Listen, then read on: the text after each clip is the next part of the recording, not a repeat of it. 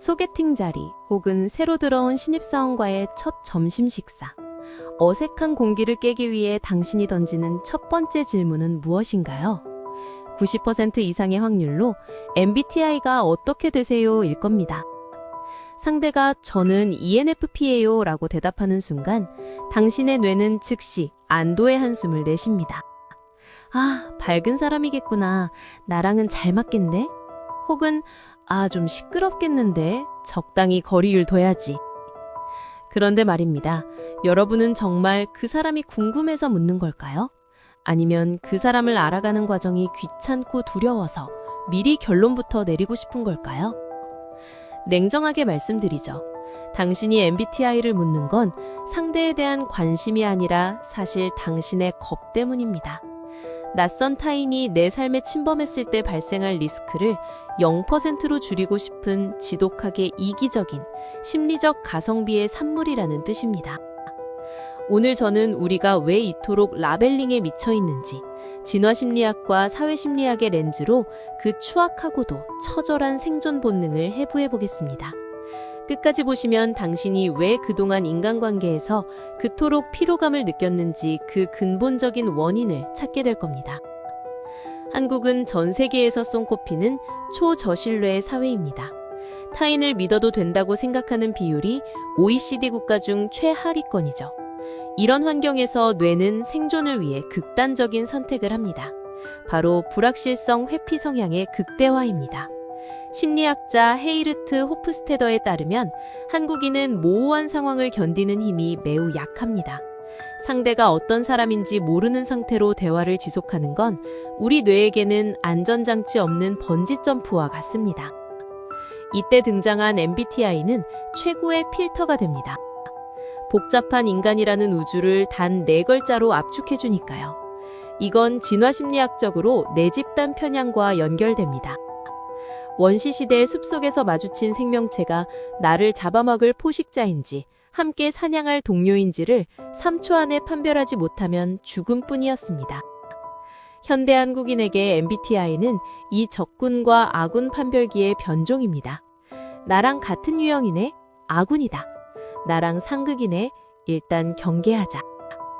문제는 우리가 이 과정에서 인지적 구두쇠가 된다는 점입니다. 뇌는 에너지를 아끼기 위해 복잡한 사고를 거부합니다.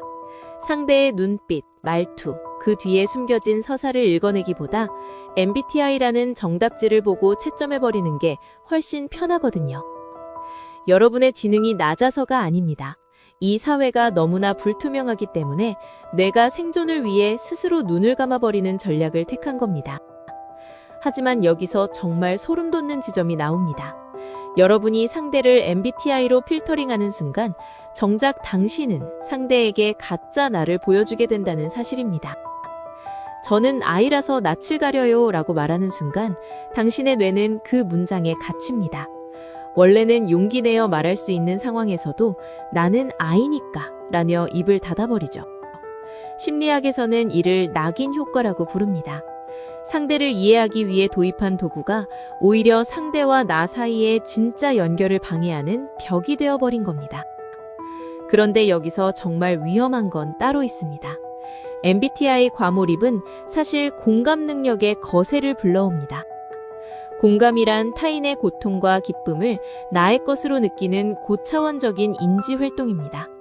하지만 너 T라서 그래 라고 말하는 순간 당신은 공감할 기회를 스스로 버린 겁니다.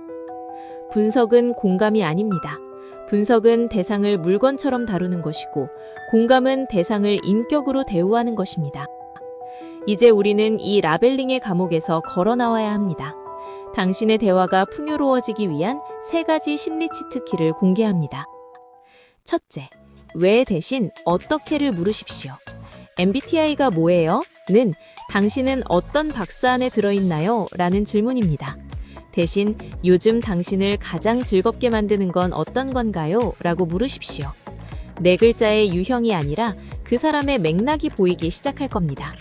둘째, 인지적 복잡성을 의도적으로 높이십시오.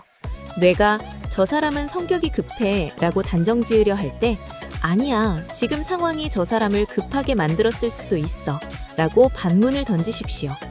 전두엽을 활성화하는 훈련입니다. 셋째, 침묵의 3초를 견디십시오. 상대의 반응이 내 예상과 다를 때 즉시 라벨을 붙이지 마세요. 그 3초의 침묵 동안 상대의 표정과 숨소리를 읽으십시오. 데이터가 아니라 감각으로 사람을 대하십시오. 여러분, MBTI는 죄가 없습니다.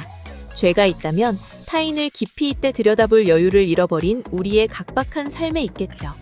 하지만 분명한 건 4글자의 알파벳으로 세상을 보는 사람은 딱 그 4글자만큼의 세상만 살게 된다는 것입니다.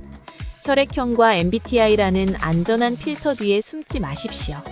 누군가를 오해할 용기, 그리고 그 오해를 풀기 위해 대화할 에너지를 회복하십시오.